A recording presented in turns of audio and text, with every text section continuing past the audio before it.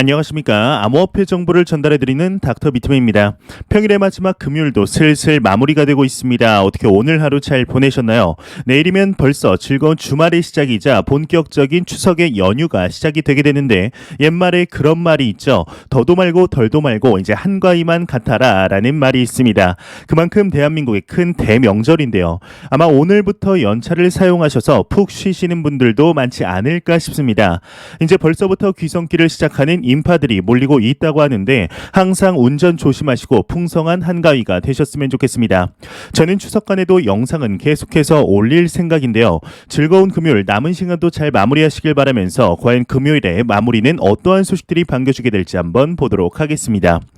최근 암호화폐 시장의 규제적인 문제들이 참 많이 대두가 되고 있습니다. 이에 9월 25일이죠. 특금법 시행을 앞두고 해외 거래소에 이제 빤스런 사태들이 많이 일어나고 있는데 대표적인 거래소가 바로 바이낸스와 FTX 거래소입니다. 참 어찌 보면 안타깝기도 하면서 많은 감정들이 드는데 이에 조금 안타까운 소식이 추가적으로 나왔습니다. 또 다른 해외 거래소이죠. 이제 바이비트에서 소식이 나왔는데 한국어 및 커뮤니티를 종료한다고 합니다. 어떠한 내용인지 같이 한번 보도록 하겠습니다. 바이비트 한국 서비스 변경 안내, 한국어 서비스 종료 및 한국 공식 소셜미디어 커뮤니티를 종료했다. 이렇게 헤드라인이 장식이 되어 있습니다. 일단 기사 내용을 볼 때 아무래도 바이비트의 공지사항을 그대로 가져온 것 같은데 내용 한번 보도록 하겠습니다. 이제 바이비트는 각국 정부에서 발표하는 규제 변경 사항들을 준수하고 있다. 이에 따라 바이비트는 오는 9월 20일 월요일부터 아래에 명시된 서비스를 중단하기로 했다. 한국어 서비스 종료와 공식 소셜 미디어 커뮤니티 운영 종료를 하기로 했다고 합니다. 이제 원화 결제와 원화 거래 등 원화 마켓은 지원하지 않으며 기타 서비스는 정상적으로 운영이 된다고 하는데요. 참 안타까운 일이 아닐 수가 없습니다. 아무래도 신고 문턱이 이제 쉽지는 않아 보이는데 이제 일주일 남은 시점 이러한 소식들을 이제 거래소에 관한 내용들이 계속해서 나오지 않을까 하는 생각이 듭니다. 이러한 소식과 더불어서 암호화폐 시장의 중단기적인 방향성에 관한 이야기들이 계속해서 나오고 있습니다. 이에 대한 이제 다양한 애널리스트들의 의견들이 갈리고 있는데 한 애널리스트의 경우는 아무리 하락을 해도 39,000달러 밑으로는 떨어질 일은 없다 이야기를 하고 있습니다. 과연 어떠한 근거를 대며 이야기를 하고 있을지 같이 한번 보도록 하겠습니다. 한 분석이 나왔습니다. 비트코인의 가격 하한선은 39,000달러이다. 이렇게 헤드라인이 장식이 되어 있습니다. 블록웨어 솔루션즈 리드 인사이트 애널리스트인 윌 클레멘트의 경우는 비유동 공급 바닥이라는 새로운 모델을 소개하면서 이에 따라 비트코인은 39,000달러 밑으로 떨어질 일이 없다 진단을 했다고 합니다. 이제 개인적으로 비유동 공급 바닥이죠. 이제 리퀴드 서플라이 플로어라는 모델은 처음 본 것 같은데요. 이 모델의 경우는 글래스노드의 비유동 공급 데이터와 플랜B의 스톡 투 플로우 모델을 결합해서 비트코인의 실시간 희소성을 기반으로 가격 하한선을 표시한다고 합니다. 이 애널리스트가 이제 참고한 플랜B의 경우도 이런 건 또 참지 이제 못하겠죠. 플랜B의 경우는 이제 과거 올해 비트코인이 45만 달러까지 도달할 것이란 언급을 한 바가 있었습니다. 이때 당시에 월별로 비트코인의 예상 가격치를 이야기한 적이 있었는데 한번 보자면 9월에는 4만 달러, 10월에는 6만 3천 달러로 거의 전고점에 도달할 것으로 분석을 하였으며 11월에는 9만 8천 달러이죠. 신고점 연말에는 13만 5천 달러까지 상승하며 이때부터 투기 자본이 몰릴 것이라 이야기를 한 적이 있습니다. 이렇게만 되면 참 좋을 것 같은데요. 이에 플랜B가 이야기를 했습니다. 10월 목표인 6만 3천 달러까지 이제 31%밖에 남지 않았다 이야기를 하였는데 정확히 어떠한 이야기를 하였을지 같이 한번 보도록 하겠습니다. 플랜B 비트코인 10월 목표 6만 3천 달러까지 이제 31% 남았다 이렇게 헤드라인이 장식이 되어 있습니다. 스톡투플로우 가격 모델의 창시자이자 암호화폐 분석가인 플랜B의 경우는 트위터를 통해 10월 비트코인 6만 3천 달러 목표까지 오직 31%만이 남았다 트윗을 했다고 합니다. 깔끔하네요. 이외의 내용은 이제 없는데 9월에 이미 4만 3천 달러에 도달을 했기 때문에 투자자들의 신뢰도가 조금은 오른 모습들이 보이는 것 같습니다. 이제 중단기적인 가격에 관한 이야기는 여기서 끝나지 않는 것 같습니다. 이번에는 애널리스트가 아닌 한 스위스의 은행에서 소식이 나왔는데 개인적으로는 처음 듣는 은행인 것 같습니다. 비트코인의 가격이 11월 중순 신고점을 경신할 전망이라고 하는데요. 과연 어떠한 내용을 이야기하고 있을지 같이 한번 보도록 하겠습니다. 스위스의 온라인 은행 두카스 카피에서 소식이 나왔습니다. 비트코인 11월 중순 신고점 경신 전망이다, 이렇게 헤드라인이 장식이 되어 있습니다. 인베스팅닷컴에 따르면 스위스 소재 온라인 은행 두카스 카피의 경우는 기술 분석을 통해 11월 중순 비트코인의 가격은 신고점을 경신할 것이라 전망을 했다고 합니다. 해당 자료에 따르면 이 은행의 임원의 경우는 나스닥 지수와 암호화폐 가격의 동조화 현상이 나타나고 있다. 나스닥과 암호화폐 주간, 일간 차트 모두 상승 추세를 나타내고 있으며, 다만 나스닥의 위험 지수는 과매수 신호를 나타내고 있다. 나스닥의 조정 가능성에 비트코인을 비롯한 암호화폐 가격도 몇 주간 조정이 될 수도 있고, 이에 지지선에 대한 리테스트가 나올 수도 있지만 신저점을 경신하지는 않을 것이다. 다만 전체적인 상승세는 유효하며 내년 봄까지 비트코인의 상승세는 이어질 것으로 전망이 된다, 설명을 했다고 합니다. 현재 비트코인에 대한 많은 가격 전망들이 나오고 있습니다. 이들의 말이 맞을 수도 있고 틀릴 수도 있지만 단 하나 변하지 않는 사실이 있죠. 바로 비트코인을 포함한 암호화폐 시장은 확장되어 가고 있으며 새로운 자산 클래스로 인정을 받고 있다는 사실입니다. 과연 앞으로 이 시장이 어떻게 확장되어 나가게 될지 한번 지켜보도록 하겠습니다. 이러한 소식과 더불어서 최근 비트코인을 통한 결제 지원 소식들이 참 많이 나오고 있는 것 같습니다. 어제는 미국의 유명 영화관 체인이죠. AMC에서 암호화폐로 결제를 지원한다는 소식이 나왔었는데, 오늘은 미국의 한 글로벌 공유 오피스에서 소식이 나왔습니다. 내용 같이 보도록 하겠습니다. 차세대 금융앱 레볼루트 글로벌 공유 오피스 위워크의 경우 임대료로 비트코인 결제를 지원한다, 이렇게 헤드라인이 장식이 되어 있습니다. 미국의 대기업 위워크의 경우는 디지털 뱅킹 앱 레볼루트가 회원으로 처음 비트코인을 사용하여 신규 공간을 계약한 것으로 발표했다고 합니다. 이제 레볼루트의 경우는 미국에서 위워크가 제공하는 가장 큰 댈러스 오피스 공간 임대료로 비트코인을 지불했다고 하는데요. 무려 300명의 직원이 일하는 공간으로 사용할 계획이라고 합니다. 이에 대해서 레볼루트의 홍보 담당자의 경우는 임대료를 비트코인으로 지불하는 이유에 대해 다음과 같이 설명을 했다고 하는데요. 우리는 암호화폐가 향후 결제에 실용적으로 사용될 것이라고 굳게 믿고 있다. 암호화폐 결제의 이점은 고액의 국제송금 수수료를 청구하는 중간업자를 거치지 않고 거의 즉시 지불할 수 있다는 점이라고 언급을 했다고 합니다. 현재 이처럼 암호화폐 비트코인이 직접적인 화폐 역할로서 작용하는 사례들이 심심치 않게 나오고 있습니다. 이러한 비트코인의 결제가 지금 당장 대중화되지는 않을 것입니다. 물론 기업들 또한 이렇게 암호화폐를 결제 지원한다고 해서 수익이 엄청난 폭으로 증가하지는 않겠죠. 하지만 이러한 결제 지원 소식은 기업들에게 그만큼 혁신적인 기업이라는 이미지를 심어주며 유명한 기업들에게서 비트코인에 관한 소식들이 나옴으로써 조금 더 쉽게 소비자들에게 암호화폐 시장에 대하여 알릴 수 있는 통로인데요.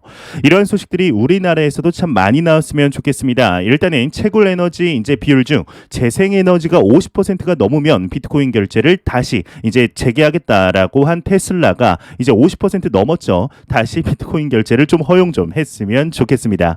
얼마 전 암호화폐 시장에 중요한 이벤트가 하나 발생을 하였었습니다. 바로 엘살바도르에서 비트코인이 정식적으로 법정화폐가 된 것인데, 하지만 여러분들도 아시다시피 엘살바도르의 시민들의 경우는 그리 반기는 분위기는 아니었죠. 이를 넘어서 대규모 시위까지 이루어지고 있는 상황인데요. 심지어 정부에서 대대적으로 보급된 비트코인 ATM 기기를 불에 태우기까지 하는 모습들이 나타나고 있습니다. 이에 한 현지 인권단체 고발까지 이루어진 것으로 보이는데, 엘살바도르 감사기관에서 엘살바도르의 정부에 대한 조사에 착수를 했다고 합니다. 과연 이게 무슨 내용일지 같이 한번 보도록 하겠습니다. 엘살바도르의 감사기관 정부 BTC 매입 절차 조사 착수에 들어갔다, 이렇게 헤드라인이 장식이 되어 있습니다. 코인데스크에 따르면 엘살바도르 국가 감사기관이 엘살바도르의 정부의 비트코인 매입과 비트코인 ATM 설치에 관해서 조사에 나섰다고 합니다. 이번 조사는 현지 인권단체의 고발에 의해서 이루어졌다고 하는데, 이들은 감사기관의 이제 새로 제정된 법에 따라서 비트코인 구매가 승인된 절차에 대한 감사를 요구했다고 하는데요. 이제 미디어에 따르면 엘살바도르 국가 감사기관은 행정적, 재무적 제재를 가하고 검찰을 통해 형사소송을 제기할 수 있는 권한이 있다고 합니다. 이번 조사는 엘살바도르 재무부 산하 비트코인 트러스트 이사회 멤버들을 이제 대상으로 진행될 예정이라고 하는데요. 뭔가 개인적으로 이게 조금 냄새가 나는 것 같습니다. 현재 인권단체의 고발로 한 나라의 정부의 기관을 이렇게 쉽게 감사 진행이 가능하다는 게 뭔가 조금 석연치 않은 모습들이 보이는 것 같은데요. 내용이 지금은 안 나오지만 엘살바도르의 고위 관료층에서도 비트코인 비트코인에 대하여 왜 법정화폐로 지정하는지 했는지 이제 반대하는 목소리가 상당히 심했던 것이 기억에 남습니다. 이 기회를 틈타 이제 성남 민심을 이용하여서 정치적인 목적이 있는 것은 아닌지 합리적인 의심이 드는데요. 과연 엘살바도르에 대하여 어떠한 이야기들이 추가적으로 나오게 될지 한번 바로 알려드리도록 하겠습니다. 이러한 소식과 더불어서 앞서 서두에서 말씀드렸다시피 9월 25일이 정말 얼마 남지 않았습니다. 일주일여 남짓 이제 남은 상황인데 이에 오늘은 김부겸 국무총리가 이야기를 했다고 합니다. 이제 영화 아저씨에서 원빈 씨의 대표적인 명대사이죠. 한 발 남았다가 생각이 나는 것 같은데 일주일 남았다 언급을 했다고 합니다. 내용 한번 같이 보도록 하겠습니다. 김 총리 가상화폐 거래소 폐업 가능성 경고 일주일 남았다 이렇게 헤드라인이 장식이 되어 있습니다. 조선비즈에 따르면 김부겸 국무총리의 경우는 17일 실명 계좌와 정보보호 관리 체계이죠. ISMS 인증을 확보하지 못한 가상화폐 거래소 폐쇄일이 다가오는 것과 관련하여서 국민들에게 미신고 사업장을 이용하면 투자 자금을 회수하지 못하는 등 큰 피해를 입을 수 있다 경고를 했다고 합니다. 김 총리는 이날 정부 서울청사에서 주재한 이제 임시 국무회의에서 가상자산 사업자 신고 유예 기간이 추석 연휴 직후인 오늘 24일 이제 종료가 된다. 그때까지 신고하지 않은 사업자는 더 이상 사업을 할 수 없다. 일주일밖에 남지 않았다. 재차 경고에 나섰다고 합니다. 현재 시간이 계속해서 흐르며 4대 거래소를 제외한 중소형 거래소들에게는 소식들이 나오지 않고 있는데 해외 거래소들도 줄줄이 도망가고 있는 이 시점에 이제 카운트다운이 시작이 된 듯한 느낌이 듭니다. 과연 추석 연휴 직후 9월 25일 대한민국에서 암호화폐 시장이 어떻게 진행이 되게 될까요?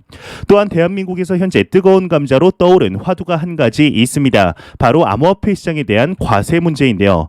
이에 대해서 홍남기 경제부총리의 경우는 암호화폐 과세는 예정대로 내년에 시행될 것이다. 미룰 수 없다라는 입장을 강경한 태도로서 보여주었었습니다.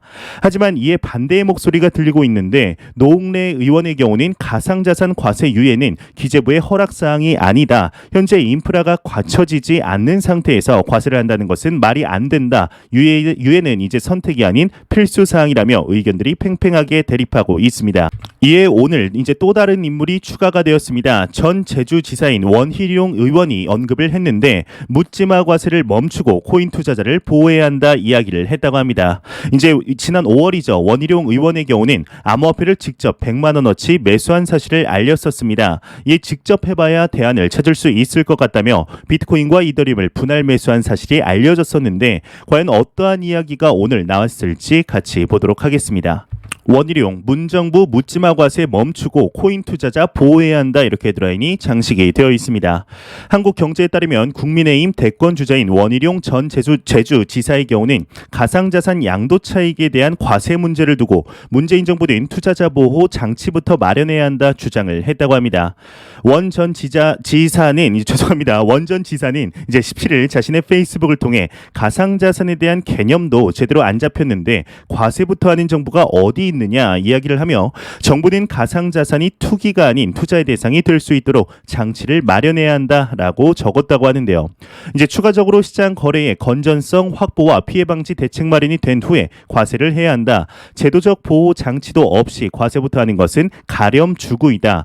가상자산은 부동산이나 주식처럼 다른 투자 대상에 비해서 과세 기준이 불리하게 설정이 되어 있으며 과세 형평성은 중요한 문제이다. 국민들이 납득할 수 있도록 충분한 논의를 걸쳐 결과를 내놓아야 한다라고 설명을 했다고 합니다. 이제 여기서 나온 가렴 주구라는 뜻은 세금을 가혹하게 거두어들이고 무리하게 재물을 빼앗는다라는 뜻의 사자성어인데요. 확실히 투자자의 입장에서 이야기를 하는 것을 충분하게 느낄 수 있는 것이 아닐까 생각이 듭니다.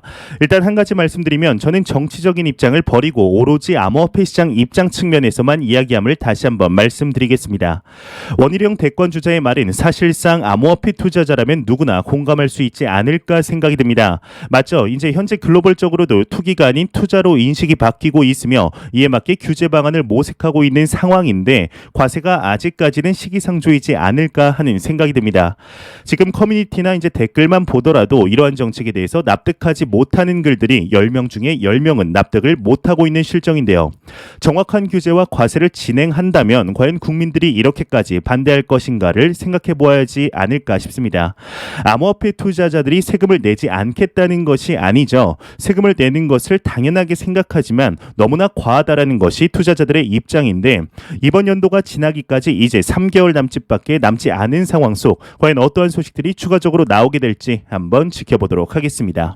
매일같이 나오는 리플 XRP에 관한 소식이 오늘도 또한 나왔습니다. 현재 미 SEC와의 소송이 진행되는 상황 속에 많은 소식들이 나오고 있는데 지난 12월 10일 스냅샷을 시작으로 플레어 네트워크에 이제 스파크 토큰의 배포를 기다리는 많은 분들이 있으시리라 생각이 듭니다. 현재 스파크 토큰의 경우는 9월 말에서 10월 정도에 이제 지급이 될 것으로 예정이 되어 있죠. 계속해서 미뤄진 만큼 이번에는 미뤄지지 않았으면 좋겠는데요. 이런 상황 속에 지난 7월 하나의 소식이 나오게 됩니다. 바로 XRP 홀더들에게 송버드 토큰을 에어드랍할 계획임을 밝힌 것인데 이에 오늘 추가적인 소식이 나왔습니다. 송버드 토큰의 에어드랍 배포가 완료가 되었다고 합니다. 내용 한번 같이 보도록 하겠습니다. 리플 XRP 에어드랍 송버드 토큰이 모든 주소에 배포가 완료가 됐다. 이렇게 헤드라인이 멋지게 장식이 되어 있습니다. 17일 플레어 네트워크 측은 송버드가 출시가 되었으며 송버드 토큰이 모든 주소에 배포가 되었다라고 전했다고 합니다. 이제 송버드는 카나리 네트워크 또는 플레어 메인넷에 대한 자매 체인인데 플레어 네트워크의 CEO 휴고 필리온의 경우는 카나리 네트워크는 제한된 토큰 수량으로 실시간 테스트에 적대적 환경을 갖고 있는 이제 블록체인이며 핵심 시스템을 테스트하는 데 매우 중요하다며 필요성을 강조했다고 합니다. 현재 네트워크와 스마트 컨트랙트가 안정적인 것까지 판명하기 위해 옵저버 모드가 9월 27일까지 진행될 예정이라고 하는데요. 거래소 등의 참여 대상자는 해당 기간 이후 받을 수 있을 것이라고 합니다. 이제 송버드 토큰이 정상적으로 배포가 되었으니 스파크 토큰 또한 추가적으로 미뤄지는 일은 없지 않을까 하는 생각이 듭니다. 개인적으로는 송버드보다는 스파크 토큰이 더욱 기대가 되는 것이 사실인데 예정일이 한 달도 남지 않은 상황 속 과연 토큰이 분배가 되었을 때 계단 가치가 어느 정도에 도달을 하게 될 것인지 한번 지켜보도록 하겠습니다. 안 보고 가면 섭섭하겠죠. 마지막 크립토 공포 탐욕 지수입니다. 이제 전날 대비 5포인트 하락하며 48포인트를 기록하였는데요. 투자 심리가 전날보다 위축이 되었지만 중립 단계를 유지하고 있습니다. 이 지수는 0이면 공포, 100이면 낙관을 의미하게 되죠. 현재 암호화폐 시장의 상황에 지루함을 느끼시는 분들이 있으시지 않을까 하는 생각이 듭니다. 시원하게 이제 쫙 올라가서 하루빨리 자산이 늘었으면 좋겠는데 박스권을 만들면서 횡보하고 있는 모습에 답답한 마음이 있으실 수 있습니다. 하지만 답답한 상황 속에서도 우리는 투자라는 것의 본질을 잊으면 안 된다고 생각합니다. 내가 왜 투자를 하고 있는지, 이 시장을 통해 얻고 싶은 것이 무엇인지 항상 생각하시면서 이 시장에 대한 펀더멘탈을 확인하는 작업에 집중하시는 것이 더욱 도움이 되지 않을까 싶습니다. 현재 여러분들과 제가 투자하고 있는 이 시장은 잘 성장해 가고 있습니다. 각종 규제 이슈들도 있지만 이는 암호화폐 시장의 장기적인 측면, 절대로 펀더멘탈에 장애물이 되는 소식들이 아닙니다. 오히려 건강한 생태계를 만드는 데 도움이 되는 것이죠. 이제 오마의 현인이라고 불리는 워렌 버핏에게 지대한 영향을 준 한 인물이 있습니다. 바로 가치 투자의 아버지라고 불리는 벤자민 그레이엄인데요. 이 벤자민 그레이엄이 이야기를 한 내용 중에 이러한 격언이 있습니다. 강세장에서 최대의 도박으로 최대의 이익을 얻은 사람들은 거의 항상 필연적으로 뒤따르는 약세장에서 가장 큰 손실을 보는 사람들이다라는 말이죠. 이제 이를 반대로 생각해보면 지금의 횡보장 그리고 지난 5월의 하락장이 내가 투자한 자산에 대하여 펀더멘탈을 믿으며 길게 보고 투자하는 사람들에게는 엄청난 기회가 될 것이라는 이야기가 아닐까 싶습니다. 단기적인 변동성은 누구도 맞출 수가 없습니다. 이 변동성을 맞추려는 투자가 아닌 항상 시장의 내재 가치를 믿고 오히려 이러한 횡보장이 내가 충분한 물량을 모을 때까지 지속이 되는 게 좋지 않을까요? 내가 비트코인 1개 모았을 때 10만 달러에 도달하는 것보다 비트코인 5개, 10개를 모았을 때 10만 달러에 도달하는 것이 훨씬 큰 투자 수익이 되니 말이죠. 마지막으로 코인 마켓캡에서 가격 보고 마무리하도록 하겠습니다. 메이저 탑10 코인들 전반적으로 살펴보도록 하겠습니다. 시가총액 1위의 비트코인의 경우는 전날 대비 0.5% 하락, 일주일 전 대비 3.96% 상승했습니다. 하나 5,630만 원대. 2위의 이더리움은 지금 전날 대비 이제 2.86% 하락, 일주일 전 대비 4.02% 상승한 410만 원대를 보여주고 있습니다. 3위의 에이다의 경우는 지금 2,839원으로 전날 대비 3.31%, 일주일 전 대비 2.04% 0.53% 하락한 2,839원대를 보여주고 있으며 지금 USDT는 이제 테더죠. 환율이죠. 전날 대비 한 5원 정도 오른 것 같습니다. 1,178원대. 시가총액 6위에 이제 리플 XRP의 경우는 전날 대비 3.1% 하락, 일주일 전 대비해선 거의 변화가 없습니다. 0.4% 상승한 1,280원대를 보여주고 있습니다. 그리고 이제 시가총액 7위의 솔라나가 좀 가파른 상승을 보여준 만큼 하락이 뒤따르고 있는 것 같습니다. 전날 대비 12.21% 하락하고 일주일 전 대비 21% 하락한 이제 16만 6천 원대를 보여주고 있네요. 비트코인의 도미넌스는 41.8%, 이더리움의 도미넌스는 19.2%로 암호화폐 시장이 매우 강력한 비트코인과 이더리움의 시가총액 점유율을 볼 수가 있겠습니다. 제가 준비해온 소식은 여기까지입니다. 영상이 도움이 되셨다면 구독과 좋아요 그리고 광고 한 편만 처음부터 끝까지 시청해 주시기 바랍니다. 이 채널은 오직 광고 수익으로 운영이 되게 됩니다. 항상 영상 시청해 주시는 시청자분들, 구독자분들 너무나 감사합니다. 풍성한 한가위 되시길 바라면서 저는 더욱더 도움이 되는 영상으로 내일 찾아뵙도록 하겠습니다. 지금까지 닥터 비트맨이었습니다. 감사합니다.